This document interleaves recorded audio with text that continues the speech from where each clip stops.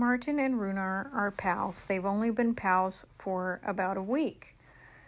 And this was this morning, 1 week in. Instead of kind of half ignoring each other, they're really engaging with each other. And this morning, Martin didn't even want to steal his bath stopper. He just went straight to Runar's cage to wake him up. This is what ferrets look like when they have 1,000% energy and when they get along. They want to play and play nicely, like with open mouths and just kind of playing like dogs would play, kindly, not biting each other, not fighting, but actually being careful with each other and just having fun.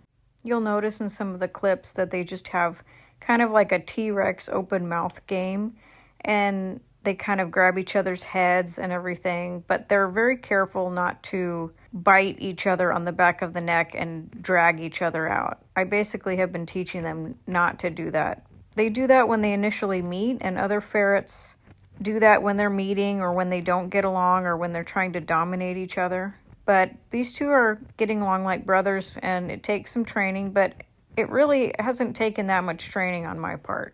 You'll notice that they're doing things together more, that they're kind of either trying to achieve the same thing, they're trying to get into the same cabinet or help each other get into the same door or steal the same ball. So that's a good sign that they are friends.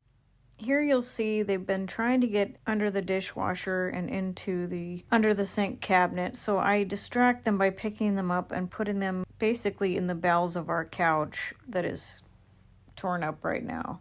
And they love to play in there. And so sometimes you're going to have to distract these little guys from their little mischievous things that they want to do. They want to get into somewhere or steal something or do something. You basically have to make your house kind of childproof for them. Yeah, and then you kind of have to watch out for them falling off of things and getting hurt, and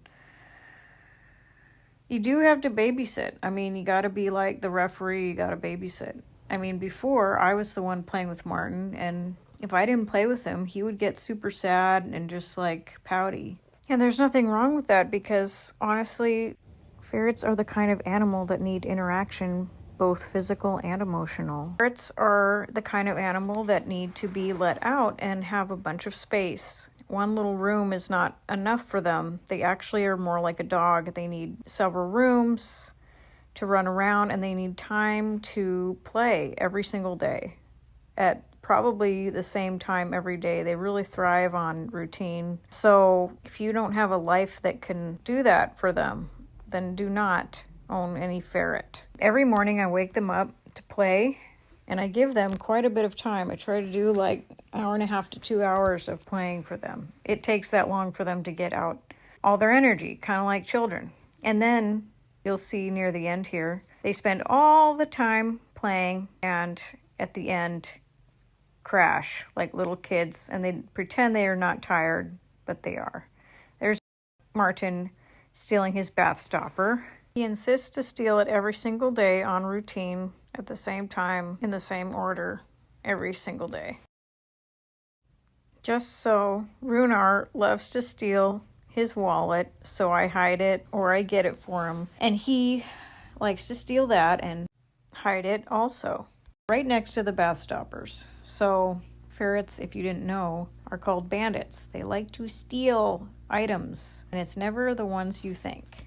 By the end of the 1.5 to 2 hours of playtime, you're going to see them start to get tired, and they're going to try to deny it. But when you give them their little Betty bye, you tuck them in, they'll start yawning, and they will go night-night. But you kind of have to set it up for them and force them to go to sleep.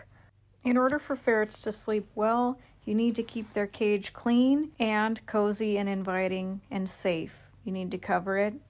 You need to make their bed able to burrow in, so they're able to go under a blanket and spread out and stretch out their whole body. Martin's is closer to the ground.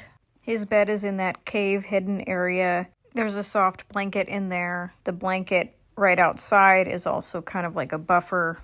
Runar's bed is a loft higher up, but I still put a blanket up there for him to burrow in. And then, you know, when they start getting sleepy, just give them some pets to help bond yourself to them so they know that you're their parent.